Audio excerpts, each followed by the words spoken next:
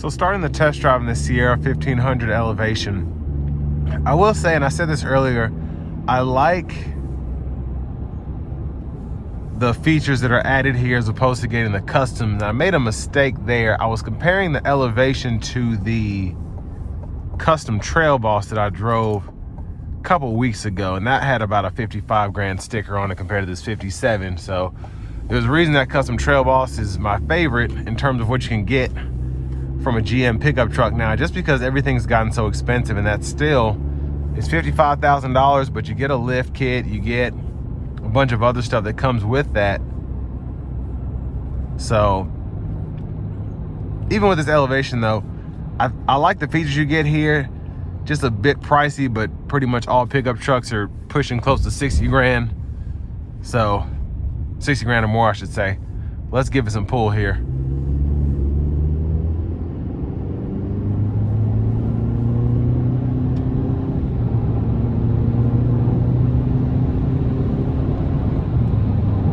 So definitely not flooring it, but just giving it that moderate throttle, it got up to speed relatively easily. Just how the turbocharger set up there, very impressed. Now I'm gonna check out the fuel economy as we're rolling down the interstate, excuse me. So 17, 18, we're on a slight incline, so it might get down a bit more. And then as we start to flatten out on the surface, we're gonna see low 20s. And then as it declines just a tad, it'll get close to 30 there. But for the most part, probably 23, 24 miles per gallon is what to expect. But overall, ride quality is good. Sound acoustics, even though it's freezing outside and a bit windy, pretty decent.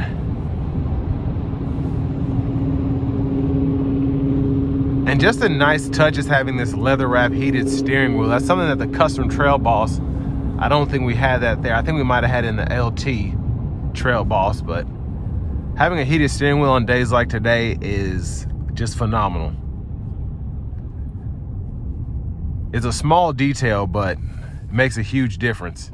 Now, in terms of what you get for the money, I mean, if you compare this to a similarly equipped F-150 or a similarly equipped Ram, you're probably going to be paying the same money. I don't know if Ram's still making the classic 1500, but in that case, you might save a little money getting one of those. But just having the Turbo 4, I mean, this is a very capable engine. And I know a lot of people don't like hearing that, but it's a Turbo 4, and GM has quite a bit of experience with these turbocharged 4-cylinders, just with pretty much every model of vehicle getting one form of variant, or one variant of that when it comes to the 4-cylinder, except maybe the Escalade or the Tahoes. Like the full-size SUVs don't have those yet, but wouldn't be surprised if they got them. But yeah, obviously all of the new Canyons and Colorados have the Turbo 4. Unless you're getting like a CT5V or some special Cadillac, really not a lot of twin turbo V6s out there. So I mean, everybody's pretty much going to putting turbos in vehicles just to be more fuel efficient, but get the same performance out of a V6 that you would out from a naturally aspirated V8. And then these 4-cylinders are just, they're high output engines. They can sip fuel, but when you put your foot into them, the turbochargers put in work. So I actually like how these drive, just because you get that feeling of boost.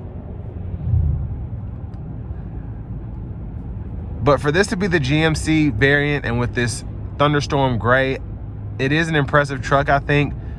Again, a bit expensive just compared to what trucks used to cost, but everything's, like I said, for a base model is pulling close to 50, 60 grand. So that's just what it is nowadays. But if you're comparing this to an F-150, I definitely would make sure that you take a look at this 2024 GMC Sierra 1500 in the Elevation trim level.